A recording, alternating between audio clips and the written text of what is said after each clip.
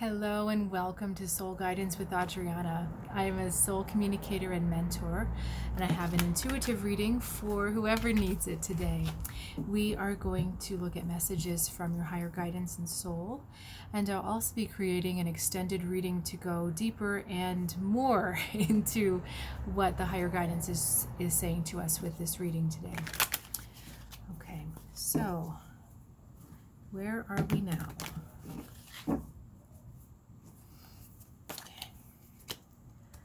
We have Seven of Swords, Justice, and the Moon. Goodness gracious. All right. So we're trying to come to balance against two energies that are very difficult to come to balance against. We've got the mind telling us one thing, afraid of being taken from, afraid of perhaps being taken advantage of. So you've got that on one side. On the other side, you've got the moon. And the moon is that very strange, tricky emotional energy that's about deception. Actually, both of these cards here are about deception on either side. And then we've got the justice in the middle. So we've essentially got knowledge of the truth, knowledge of what it means to be in balance. We've got that in the center of our spread, but we are not aligned with that emotionally, and we are not aligned with that intellectually in our minds. Okay? So that's where we are. Why are we here? How did we get here? Why are we here?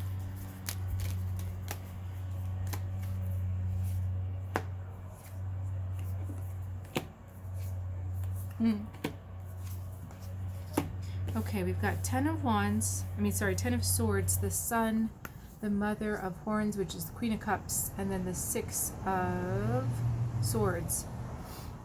It's kind of a double layer of translation in this deck because the author doesn't use the traditional wands, swords, pentacles, so I have to kind of double translate in my head.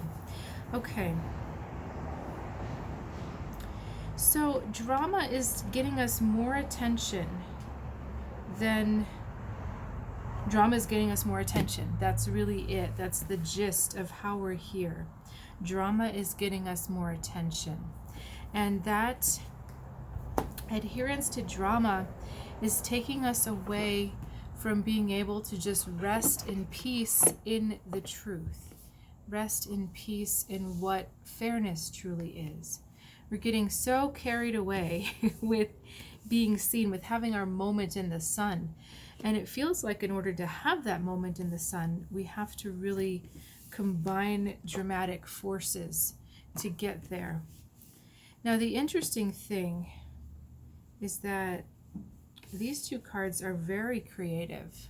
There's a lot of creative energy with these two cards, especially if you are into poetry or painting or drawing, kind of the visual arts or the written arts. Not so much performance, but it's kind of like performance is what you're trying to do. We're trying to perform. And we realize this isn't right. We realize that we need to move on from this place. And it's really funny because we have this falcon flying away, and then you see this bird. So it's like this bird is flying across behind the Mother of Horns here.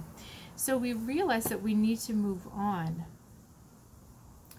But we just keep wanting to go to that place of drama.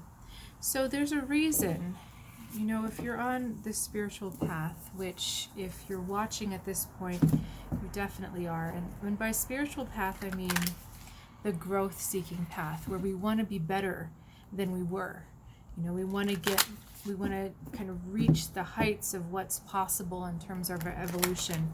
So we know that drama isn't the best way to be spending our days. That we know that drama is a lower energy. But what at this point on our journey, because some of us have been on the journey a long time, longer than others. Some of you have been on the journey longer than I have in this life. But why do we still go back to drama? What is the soul trying to teach us? because again, we know better, right?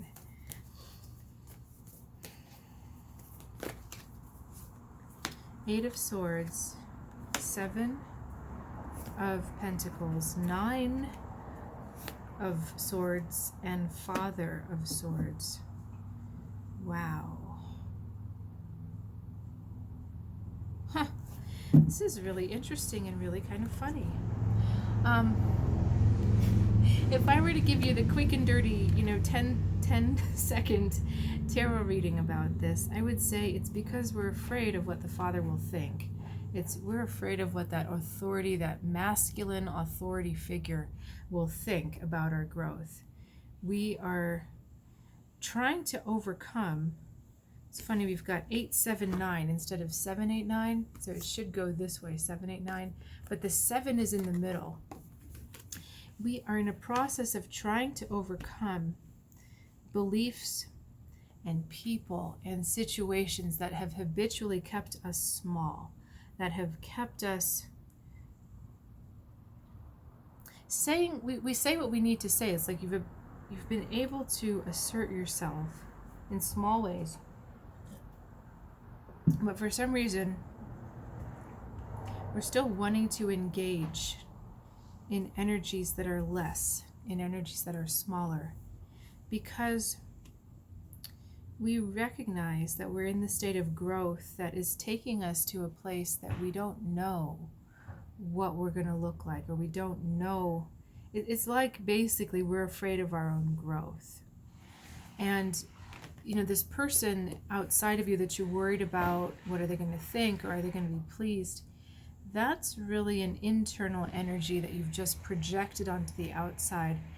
So let me get deeper into that internal energy. What is that internal masculine energy? Why is that fighting?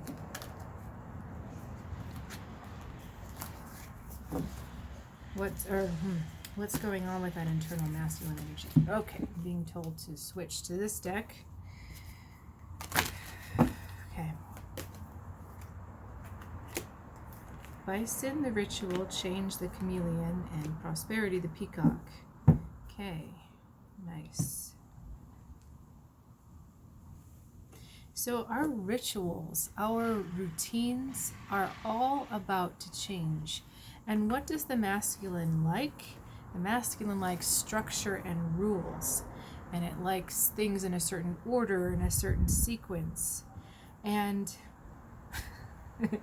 it's funny, these cards are also out of sequence. Like I said, in the 8, 7, 9, we've got 35, 33, 39. We could have had maybe like 33, 35, 37, 39, but this is out of order too. So this is kind of playing with that masculine energy that so wants to have everything in line, in a box, in a sequence. And what's going to happen with the transformation of your rituals is that energy will move differently for you in the future when you have completed this transformation. I'm drawn to this peacock turning. So when you've turned the corner, you no longer have to go through the gyrations it took you to get to a certain place. So I'll use a metaphor from my piano playing. When I'm really in shape with my fingers and with my mind, I don't have to warm up. When I've reached a certain level, when I'm at a certain level with my abilities, I don't have to warm up. And that's what I see happening here, is that the power and the transformation is bringing you to a place where more of yourself opens up quicker, and that means more of your true self, more of that powerful, loving, perceptive, wise, intuitive self opens up quicker, and it's there faster. You don't have to sit there for meditation in 20 minutes, or you don't have to gather yourself and really prepare yourself for a challenge. It's like the energy is just going to be there. So you lose some of those habits, you lose some of those rituals that you have to walk through in order for that masculine to feel happy. So it's kind of like So when I was doing these videos, I used to have a ritual of, okay, I'd clear in the morning, I'd do my makeup very carefully, I'd sit down, I'd really get centered, I'd do all this breathing, and then I would do the videos and all that kind of stuff. Now I feel like I can just sit down and do a video. You know, there's less time between getting ready and actually doing it. But the problem is that when we have to let go of any kind of structure or change, that masculine energy really has a hard time and really doesn't want to let go, doesn't want to let you flow, doesn't want to see you gain more power here, doesn't want to see you gain more power, because it means it loses that little kind of bean counter activity that it's doing. So this is why your thoughts and your emotions, if we go back to the beginning, this is why your thoughts and your emotions are especially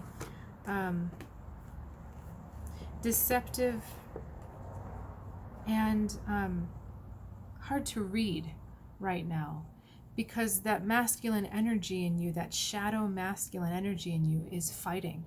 It's saying, no, no, no, no, no, we can't go to this better place, we can't go to this new place, because, you know, if we let go of where we were, I won't know A leads to B leads to C leads to D. I won't know that.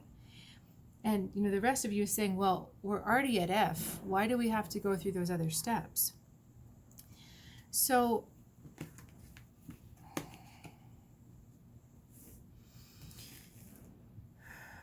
what we're concluding from all of this is that, you know, the main thing that's getting you tangled is the resistance to growth. And what I've talked about, the dissolving of the ritual, is a very kind of superficial look at the issue here, but it's where we have to start. And I know it's the place that we can all relate to, because it's the physical sequence of things. It's the physical activities, or that this has to go into this, that we all go through.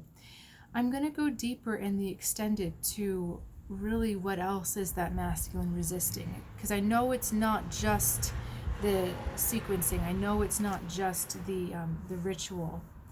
So if you're curious about that and this is really resonating, please follow me over there. It is $10 to rent this video for 30 days, so you have plenty of time to look at it and digest it. If not, then I will look forward to seeing you next time, and have a good one.